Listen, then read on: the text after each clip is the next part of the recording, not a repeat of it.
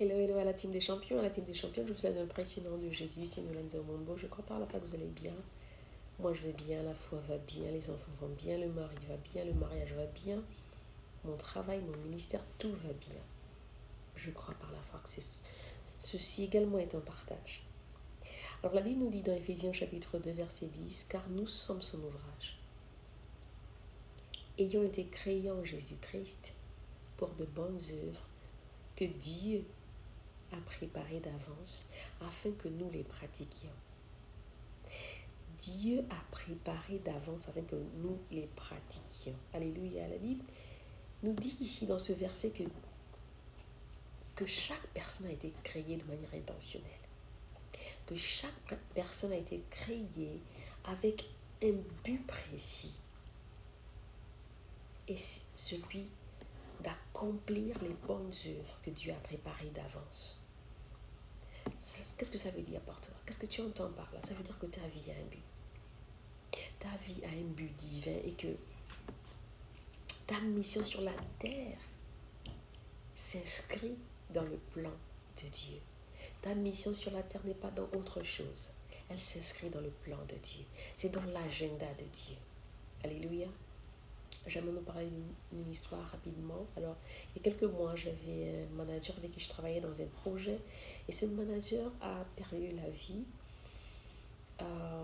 Il avait une maladie rare qui n'avait pas de traitement humain. Et sa famille a relaté lorsque on a fait une veillée en ligne qu'il aimait tellement son travail qu'il n'arrivait pas à se séparer de sa machine. Même lorsque il avait mal, il se torpillait de douleur. Il refusait de se séparer de sa machine, de son ordinateur.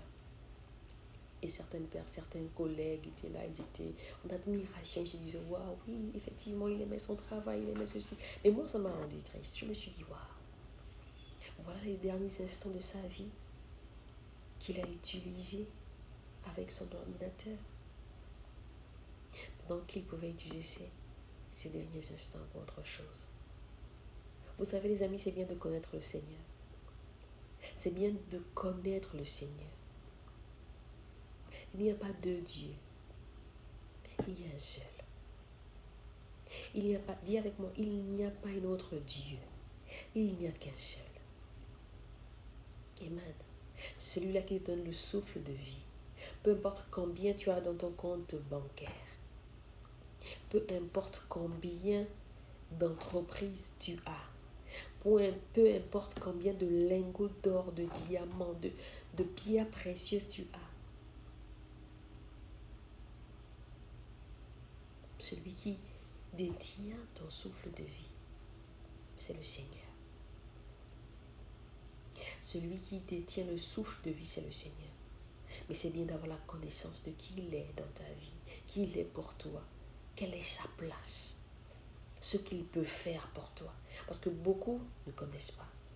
C'est pourquoi on a besoin de moi, on a besoin de toi, pour parler de lui, pour faire sa promotion. Oui, on fait la promotion parce qu'on est encore dans le business de l'évangile. On est encore dans le business du royaume de Dieu parce que nous croyons que Dieu nous a envoyés sur la terre pour établir son royaume sur cette terre.